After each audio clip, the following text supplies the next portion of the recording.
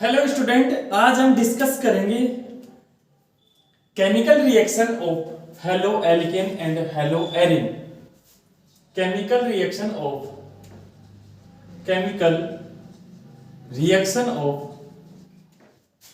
Halo alkane and hello Erin.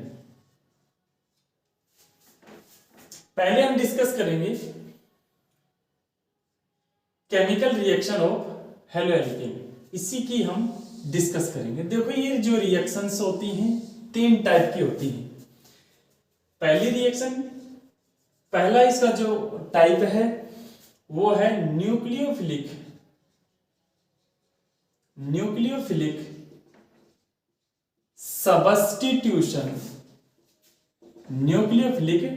Substitution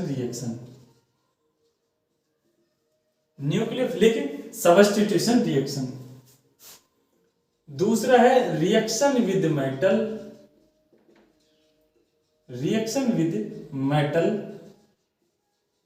दो ही metal है इसमें, ज्यादा नहीं, सोडियम और मैग्नीशियम। और थर्ड पोर्शन है इसका एलिमिनेशन रिएक्शन।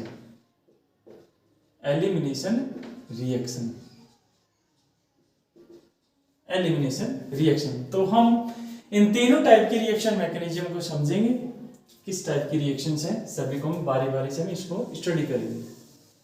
आइए हम डिस्कस करते हैं पहले nucleophilic substitution reaction. Nucleophilic substitution reaction. ये पहली रिएक्शन मैकेनिज्म है।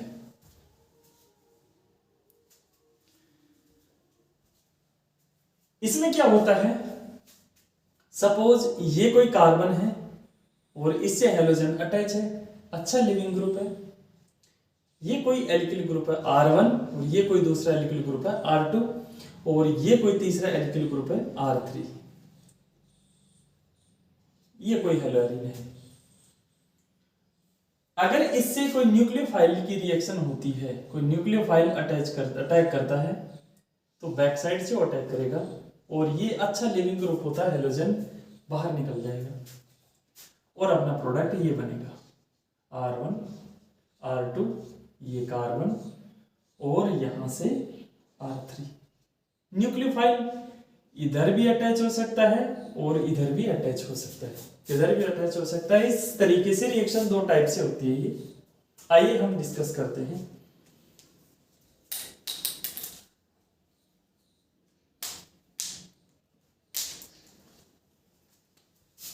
आइए, न्यूक्लियोफिलिक सब्स्टिट्यूशन रिएक्शन दो टाइप की होती है, एक साथ स्टडी करते हैं दोनों को। दो टाइप की होती है, पहला पोर्शन है SN1 और दूसरा है SN2। दूसरा क्या है SN2। SN1 रिएक्शन के अंदर ये फॉलो करता है फर्स्ट ऑर्डर काइनेटिक्स को। किसको फॉलो करता है? First order kinetics. ये सेकंड ऑर्डर को फॉलो करता है, सेकंड ऑर्डर काइनेटिक्स। इसीलिए इसका नाम SN1 है और इसका नाम SN2 है। SN means nucleophilic substitutions. ये जो रिएक्शंस होती है इसके अंदर क्या होता है, ये रिएक्शन प्रोसीड होती है in presence of polar solvent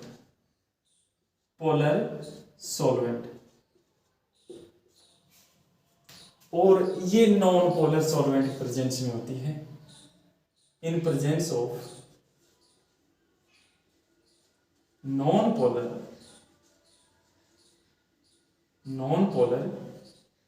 solvent.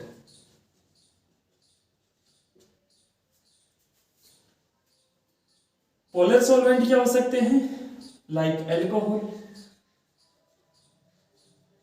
ठीक है, एनी एसिड और बेस, कोई बेस है या वाटर है, सभी की सभी क्या है, पोलर सॉल्वेंट। और ये नॉन पोलर होता है लाइक दिस, जैसे CCl4, ठीक है। इसके अंदर इंटरमीडिएट बनता है, फॉर्म इंटरमीडिएट, इंटरमीडिएट कौन हो सकता है, कार्बोकैटाइन, कौन होगा, कार्बोकैटाइन, ये इंटरमीडिएट बनता है इसके अंदर। इसमें ट्रांजिशन स्टेट बनती है, फॉर्म ट्रांजिशन स्टेट, क्या बनती है, ट्रांजिशन स्टेट बनती है। इसमें क्या होता है, जैसे इंटरमीडिएट बनेगा that means first of all जो हैलाइड होता है वो बाहर निकलता है, हैलाइड क्या होता है, बाहर निकलता है, जैसे ये हैलाइड है। तो जैसे ही कोई हम मीडियम लेते हैं लाइक एसिडिक और बेसिक, या हम कोई polar solvent in presence of H2, तो उस कंडीशन में ये H बाहर निकल जाएगा और एक इंटरमीडिएट बनता है, ये R1 R2, ये कार्बन और ये R3, और ये इसके ऊपर आ जाता है पॉजिटिव चार्ज। अब इस पॉजिटिव के ऊपर न्यूक्लियोफाइल करेगा अटैक, कौन करेगा, अटैक। इस स्पीशीज को बोलते हैं कार्बोकैटाइन, और कार्बोकैटाइन की जो स्ट्रक्चर होती है वो ट्राइगोनल प्लेनर होती है, कैसी होती है, ट्राइगोनल प्लेनर होती है, लाइक दिस,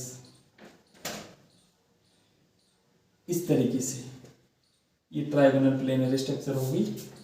अब इस ट्राइगोनल प्लेन के ऊपर ये न्यूक्लियोफाइल फ्रंट साइड से भी अटैक कर सकता है और बैक साइड से भी अटैक कर सकता है। इस कंडीशन में दो टाइप के प्रोडक्ट ऑब्टेन होंगे, अगर ये R1 और ये R2 R3 डिफरेंट हैं तो सेम है तो ऑप्टिकल आइसोमर ये नहीं होगा, उस कंडीशन में एक ही टाइप का प्रोडक्ट बनेगा। अगर ये डिफरेंट है तीनों के तीनों, तो न्यूक्लियोफाइल क्या होगा, डिफरेंट, तो उस कंडीशन में दो टाइप के प्रोडक्ट हमें ऑब्टेन होंगे इस तरीके से 50-50%। पहला तो कौन सा होगा, ये R1 R2 ये R3, एक में तो बैक साइड से न्यूक्लियोफाइल अटैच होगा इधर, और दूसरे में इधर, ये R1 ये R2 ये R3 और इधर न्यूक्लियोफाइल अटैच होगा, और दोनों का अमाउंट 50-50% होगा। कितना होगा, 50-50%। बट इसके केस में एक ही टाइप का प्रोडक्ट ऑब्टेन होगा। अगर हम सेम टाइप का लेते हैं R1 R2 ये R3 और यहां पर क्या है, न्यूक्लियोफाइल, एक्चुअल में इसमें क्या होता है, ट्रांजिशन स्टेट बनती है, क्योंकि कोई पोलर सॉल्वेंट तो होता नहीं है, जो सॉरी यहां पर आएगा हेलोजन, कोई पोलर सॉल्वेंट तो होता नहीं जो इस हेलोजन को बाहर निकाल ले। तो उस कंडीशन में क्या होगा कि न्यूक्लियोफाइल जो होता है वो इस हेलोजन के बैकवर्ड साइड से अटैक करता है, इधर से बैकवर्ड साइड से, क्योंकि फ्रंट से तो कर नहीं सकता, हेलोजन अटैच है, और यहां पर एक ट्रांजिशन स्टेट बनती है, ये R1 ये R2 ये R3, तो यहां अटैच होता है न्यूक्लियोफाइल और इधर अटैच होता है हेलोजन। जनरली होता क्या है कि धीरे धीरे ये वाला बॉन्ड फॉर्म होगा, ये वाला बॉन्ड ब्रेक होगा, तो उस कंडीशन में क्या बोलेंगे, बॉन्ड का ब्रेकिंग होगा इस वाले बॉन्ड का, और यहां पर बॉन्ड फॉर्मेशन होगा, और एट लास्ट हमें एक प्रोडक्ट ऑब्टेन होगा, ये वाला, ये R3 ये R2 ये R1, और न्यूक्लियोफाइल अटैच होगा इधर। इस रिएक्टेंट में देखो हेलोजन जो है वो राइट साइड में अटैच है, बट इसके अंदर न्यूक्लियोफाइल लेफ्ट साइड में अटैच है, इसका मतलब इस कॉन्फ़िगरेशन का इन्वर्जन हो गया। इसलिए इसको बोलेंगे इनवर्जन इन कॉन्फ़िगरेशन। अगर ये आइसोमर स्मॉल डी है तो ये आइसोमर स्मॉल एल होगा, अगर ये स्मॉल एल है तो ये स्मॉल डी होगा, इनवर्ज होगा। अगर ये पीपीएल को क्लॉकवाइज रोटेट करेगा तो ये एंटी क्लॉकवाइज रोटेट करेगा। बट इसके केस में क्या होता है, अगर ये डी है तो इनमें से एक तो डेफिनेटली डी होगा ये वाला, और ये वाला क्या होगा एल। इसलिए इसके अंदर क्लॉकवाइज और एंटी क्लॉकवाइज रोटेट करने वाले दोनों आइसोमर प्रेजेंट होते हैं। इसीलिए इस यहां पर हमें रेसिमिक मिक्सचर मिलता है, दोनों का जो परसेंटेज होता है 50-50% होता है। क्लियर है? तो ये था SN1 और SN2 रिएक्शन मैकेनिज्म। ठीक है,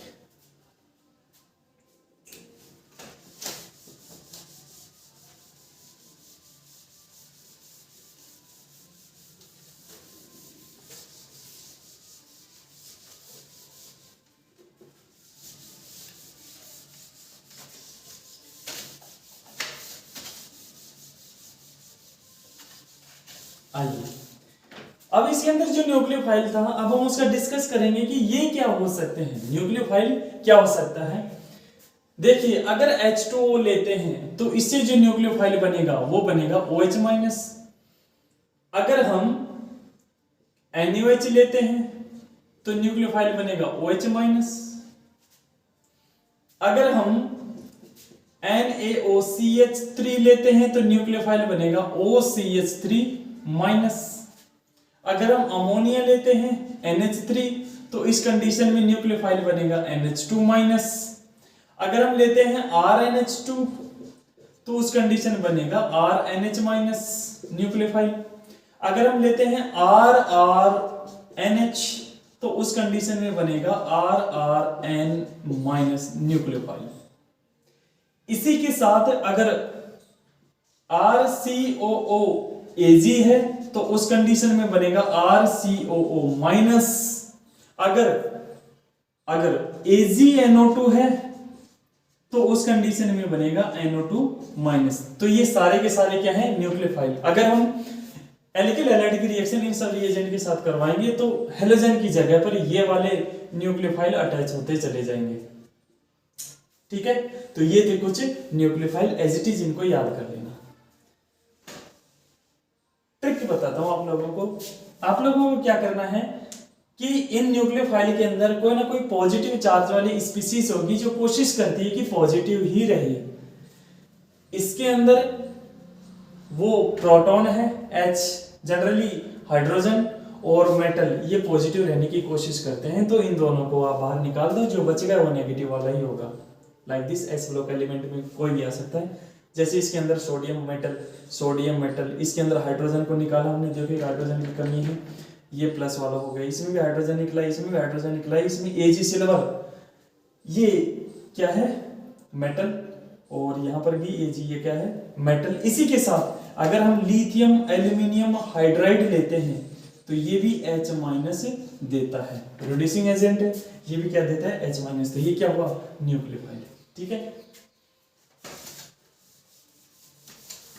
जैसे मैं कुछ एग्जांपल करवाता हूँ आप लोगों को ताकि एक बार क्लियर हो जाए कि हाँ ऐसी कुछ रिएक्शन होती है। जैसे सिंपल सी रिएक्शन लेते हैं, example for CH3Cl plus AgNO3। अगर हम इसकी रिएक्शन करवाते हैं तो ये NO3 इसको निकाल देगा Cl को, क्या बनेगा प्रोडक्ट CH3 यहाँ पर NO2 आ जाएगा। या हम लेते हैं CH3Cl प्लस AgNO2, यहाँ पर H2SO4 जरूरी है, H2SO4। अगर ये लेते हैं तो इस कंडीशन में CH3NO2 आ जाएगा। अगर हम लेते हैं CH3Cl प्लस NaOH तो उस कंडीशन में CH3OH बन जाता है। इस कंडीशन में तो ये कुछ इनकी केमिकल रिएक्शन थी।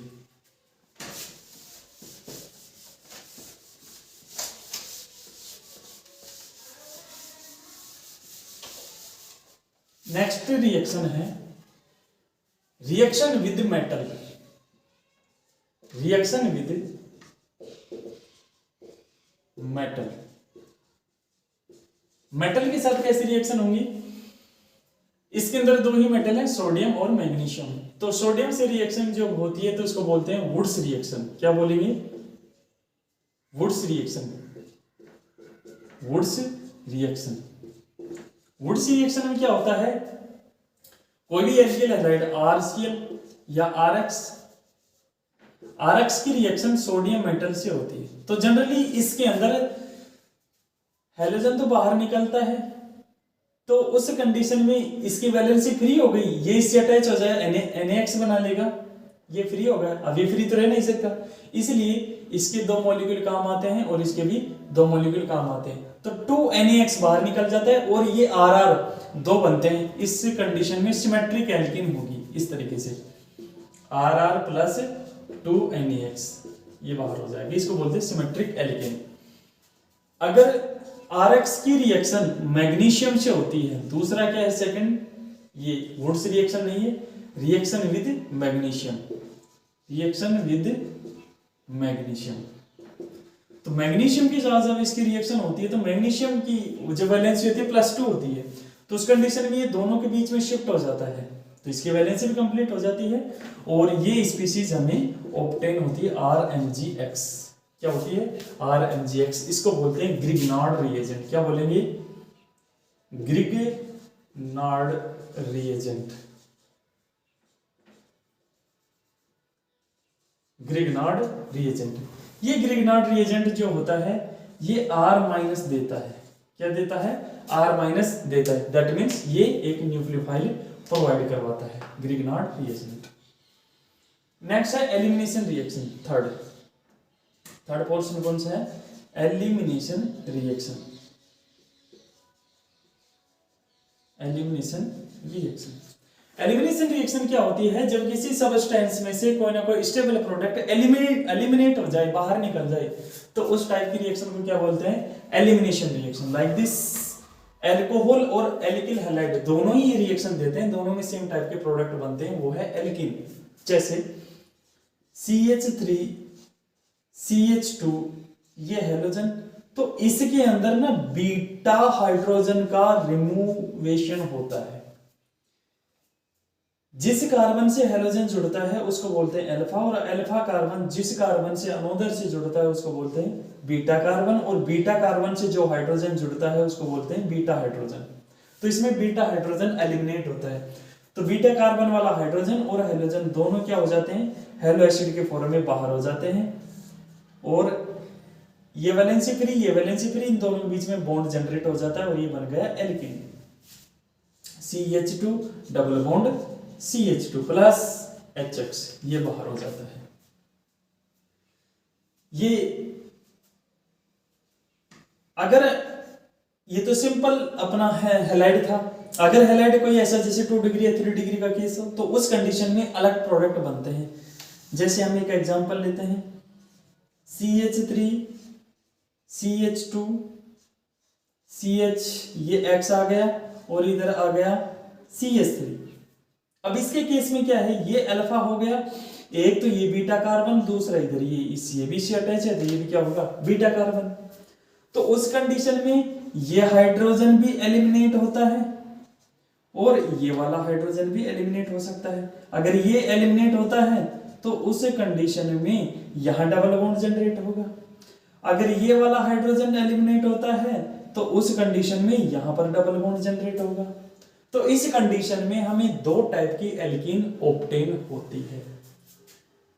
पहली एल्कीन, जब ये वाला हाइड्रोजन रिमूव हो तो उस कंडीशन में ये CH3 हम एज इट इज ड्रॉ कर देंगे, CH3, यहां पर क्या है? CH डबल बॉन्ड आ जाएगा यहां पर, फिर वापस से CH और CH3।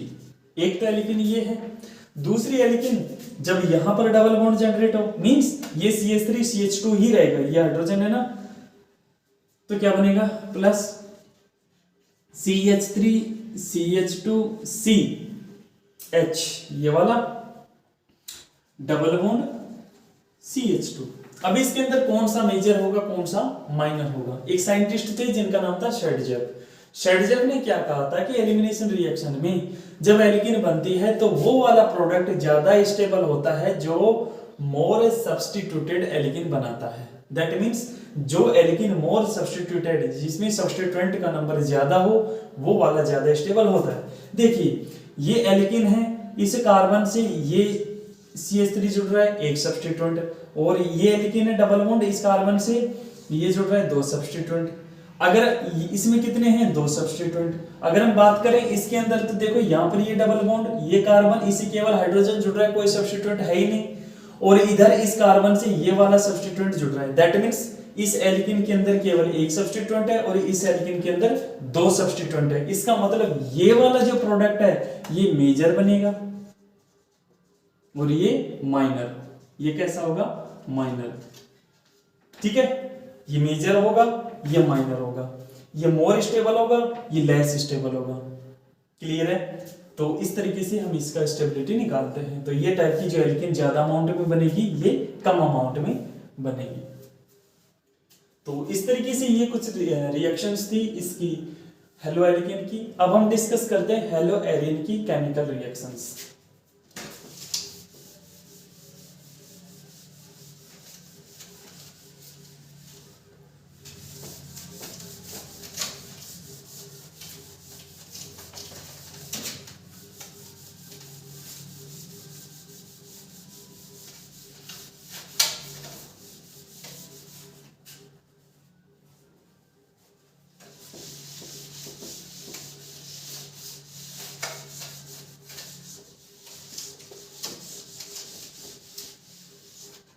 ध्यान दे इधर,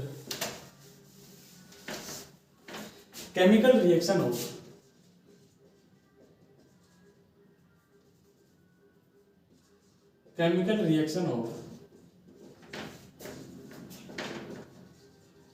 हेलो एरीन। हेलो एरीन की केमिकल रिएक्शंस क्या होता है? पहला ये इसकी है nucleophilic substitution reaction. Nucleophilic substitution reaction,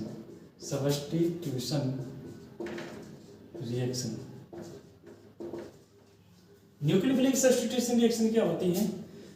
इसके केस में जैसे मान लो ये अपना हेलो एल्केन है और इसकी रिएक्शन अगर हो रही है NaOH के साथ, तो ये जब रिएक्शन प्रोसीड होती है तो इसके लिए हाई टेम्परेचर चाहिए, अप्रोक्सीमेटली 600 या 43 केल्विन टेम्परेचर और 300 ATM प्रेशर। तो ये बनाता है फिनोल। ये क्या बनाता है? फिनोल।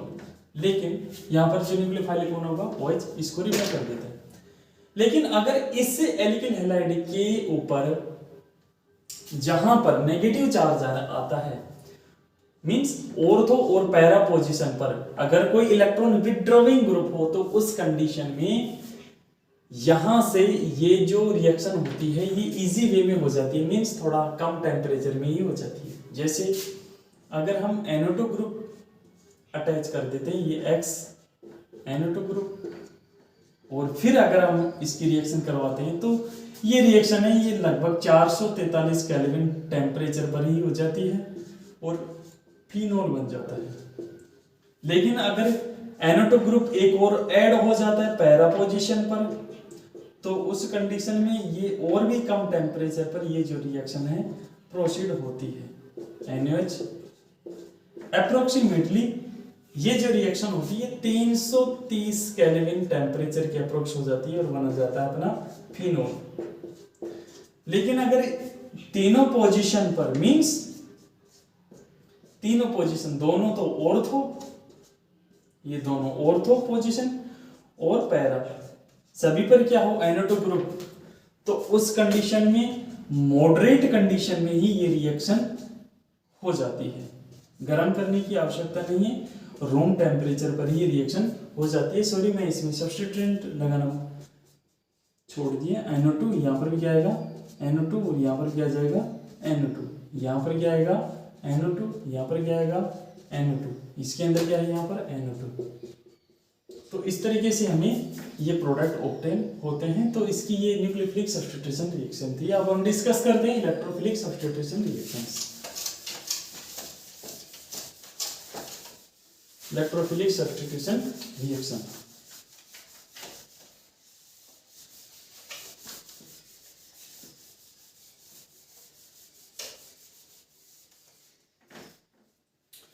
इलेक्ट्रोफिलिक सब्स्टिट्यूशन रिएक्शन को समझने से पहले इलेक्ट्रोफिलिक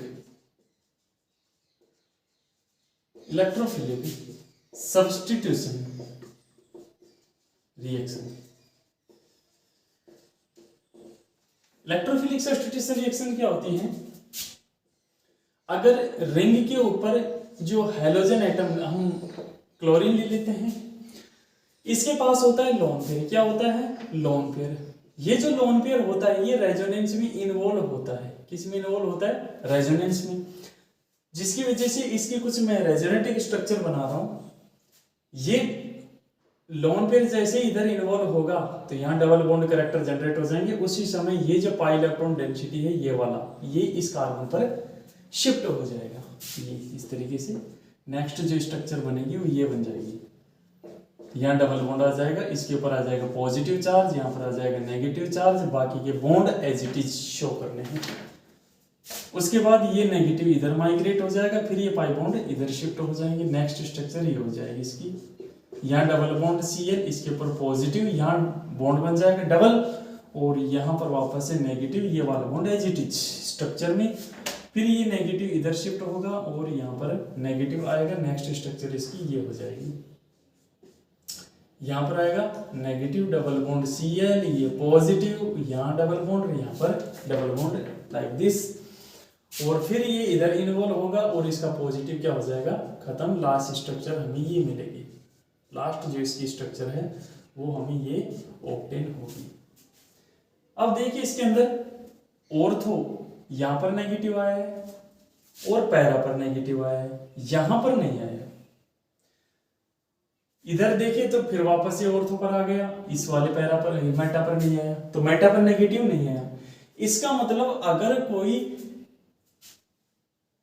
ऐसा स्पीसीज होगा, दैट मीन्स कोई इलेक्ट्रोफाइल होगा, तो वो इलेक्ट्रोफाइल इससे जब रिएक्शन करेगा तो वो ऑर्थो और पैरा पर ही अटैच होगा। दैट मीन्स ऑर्थो और पैरा प्रोडक्ट ही हमें ऑब्टेन होंगे।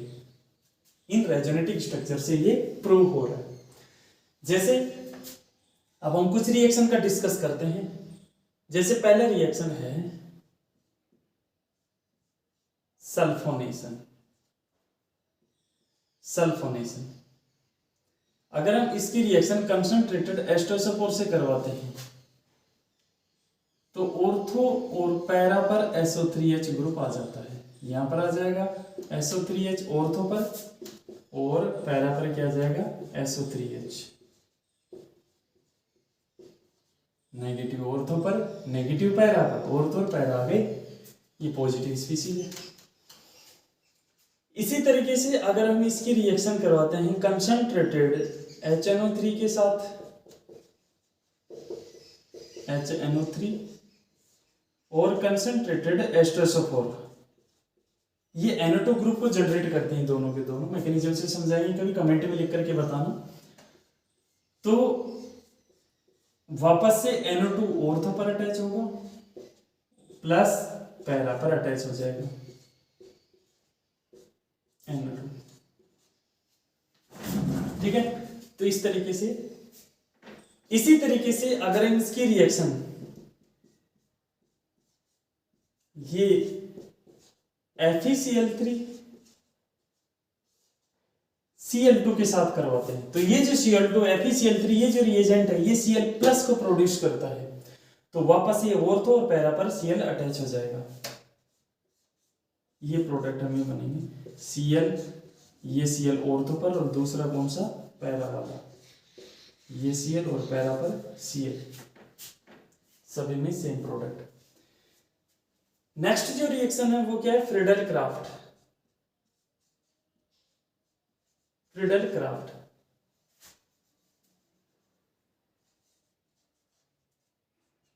Friedel craft reaction.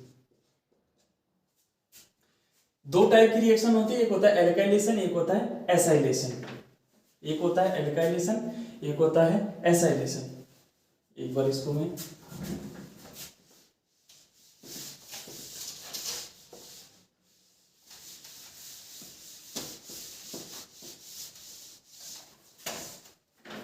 स्ट्रक्चर को ड्रॉ कर देता हूं।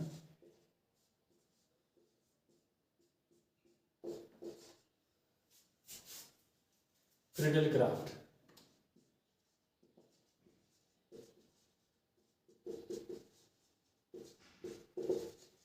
एक होती है एल्काइलेशन,